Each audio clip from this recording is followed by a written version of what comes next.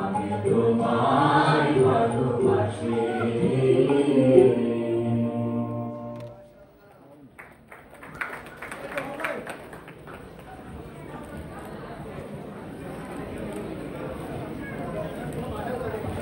We would like to go over the honorable guests for tonight. We have